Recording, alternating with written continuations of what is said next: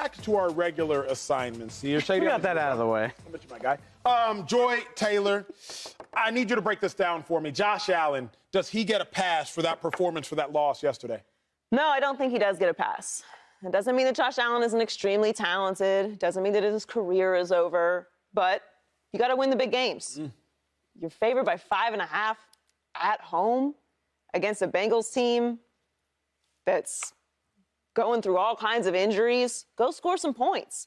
Now, I don't think it's as cut and dry as the Dallas game. There's plenty of blame to go around here with Buffalo. But we always lay it at the feet of the quarterback. And I think we're starting to get into the space with Josh Allen where it's the conversation of talent versus winning. Yeah. We know Josh Allen is extremely talented. There's no point in discussing that. But is he a winner? Up until this point in his career, the biggest game he's played in was the AFC Championship game against the Chiefs 2 years ago, which they lost badly. True.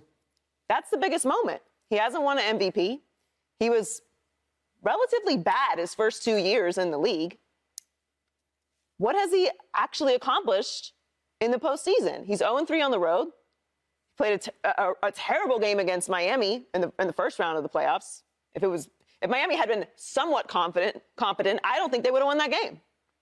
There's real blame to go around here with everyone in Buffalo. We can talk about the defense, and I'm sure we'll get to it.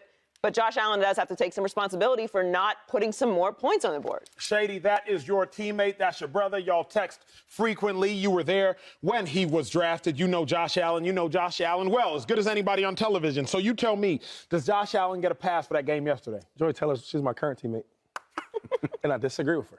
All right, first of all, if we all watched that game, which we all did, you can't tell me that's Josh Allen's fault. So he gets a pass. First of all, he's been hit so much that game. He was hit so much that game from his lineman, they weren't even blocking. Let's talk about it. He was screaming for his life. You see what I've seen.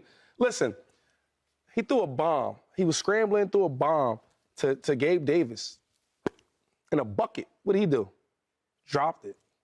Josh Allen can't do everything. That's the problem. With this offense, with this team, I'm being serious here. This offense with this team, he has to do everything. Have to run the ball, have to pass the ball, have to do everything for us to even have a chance. I got to call you out. Oh, no, I won't hold. I wasn't done. won't hold. This is you're being rude. You're being rude. You're being rude. How dare you? You're being rude. How dare you, this guy, talk about Dak Prescott in regards to Dak Prescott is butt. He butt. How dare you throwing me a lifeline over here today? How dare you come on this show and speak the truth about Dak Prescott, which you did fantastically. I applaud you for it. That was brilliant. And then come out here and say Josh Allen doesn't have enough help, like Stefon Diggs ain't enough all-pro. Josh Allen doesn't have enough help, like Gabe Davis didn't score 4 touchdowns in a playoff game last year. Josh Allen doesn't have enough help, like Dawson Knox isn't a top 5 tight end. How dare you, Shady, come on this show and do that? When I watched the game like you did, I didn't think it was Josh Allen's fault. First of all, let's go to the Bengals for a second. You know they had 400 yards of offense? I don't know if you knew that. 400 yards. That's Josh Allen's fault? Joe Mixon was running up and down the field. They almost ran for 200 yards that game. Any team you play, if the opposing team has 200 yards, you're probably going to lose that game. They had 170 yards rushing. So as much as we want to call out Josh Allen, they were bullying him on the other side of the field. They were. And then on offense, they couldn't run the ball, right? So now we can't run the ball, so that puts all the pressure on Josh Allen. I have to do everything else. A lot of passes that I did see, I see a lot of drops. I seen a lot of wide receivers not catching the ball. And to flip it on that, the linemen, they were not blocking for Josh Allen. If we got enough time, don't make me go tell the producer to show some clips of him. This guy's coming scot-free, blast him. They start doing that edge pressure on bringing the nickel. They wasn't blocking that. To strip fumble sack, that's Josh Allen, that's his fault too? I'm just asking these questions. Can he get rid of the ball? Can he get rid of the ball? As he's throwing the ball, he's getting hit. At least it's a minminimum of 3 seconds. Here's my thought process. Come on now. I will meet you. Look at that right there. I can't make this up. Now, that pick is a real pick now. I'll meet you in the middle. Okay. Josh Allen was not the problem yesterday, but he wasn't the solution. I can agree with that. Quarterbacks like Josh Allen are meant to be solutions. Joe Burrow went out there first drive, 6 plays, 70-plus yards, touchdown. Joe Burrow went out there second drive. He balled out. 10 plays, 70-plus yards, touchdown. Joe Burrow was the solution to any problem Leslie Frazier and Sean McDermott tried to present. Leslie Frazier, defensive coordinator, for those at home not as familiar. Joe Burrow was a solution. Patrick Mahomes on one leg was a solution. But Josh Allen, I won't say he was a problem, but if you are a second-team All-Pro just a couple years ago, if you're a runner-up MVP just a couple years ago, if you are that man, I need you to be a solution. Patrick Mahomes is a solution. Joe Burrow is a solution. Jalen Hurts was a solution to a plethora of problems. And Josh Allen was not the solution he's paid to be. Let me just make sure I have all of this straight. So Dak Prescott, who we all agree is he's not in Josh Allen's neighborhood, right? Like the people, He's above average. the people that like Dak the most wouldn't dare put him any higher than like 8th or 9th, right? Sure. He objectively went against a better defense than the Bengals, right? Like the Niners are objectively better than the Bengals in every category. Absolutely. Dak was on the road too, wasn't he? He was, sir. He wasn't at home. No, sir, he wasn't. We spent a healthy chunk of our season talking about how Josh Allen might be better than Mahomes, did we not? We did that. That happened. That happened. I didn't imagine it. You're not wrong at all. At all. 68 quarterback rating at home in this game compared to Dak's like 63.5. No, I mean, Josh Allen is not all to blame. The NFL is hard as hell. I think we all need to remember that a little bit more often. It's not all Josh Allen's fault. And Shady, I hear you. Like the Bills defense couldn't do anything with the Bengals yesterday. Anything. But it wasn't like it was a shootout either, my guy.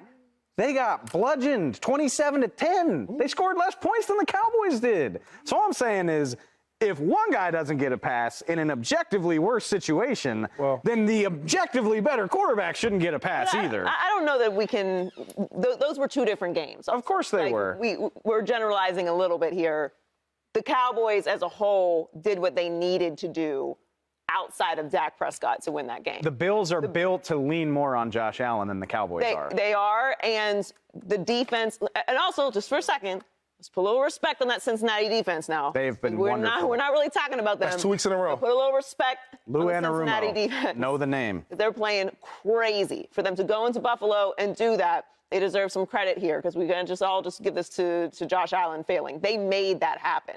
But if you are on Josh Allen's level, where I would agree with Emmanuel, is you need to provide some solutions. And it didn't feel like he wasn't keeping them from winning, but he wasn't helping them either. And as a whole, their offense looked like they couldn't get anything done.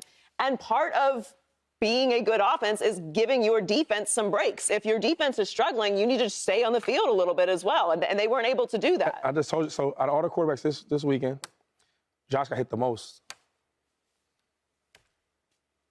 Pressure. So what do you mean? Okay. That matters, though. That's part of football.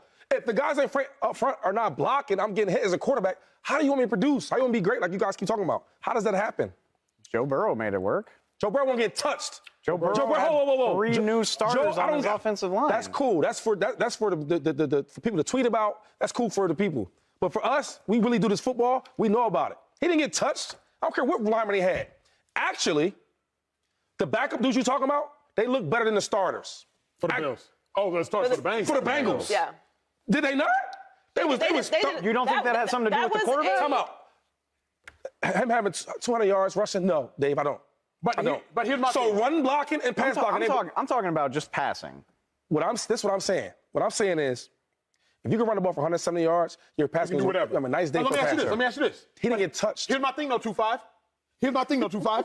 Don't you think it is unfair to all of a sudden act shocked when the Bills can't run the ball? And I'm not that you're acting shocked, but Bills fans, Josh Allen is your leading rusher all season. Okay. So the infrastructure of the team was to be played how the game was played yesterday.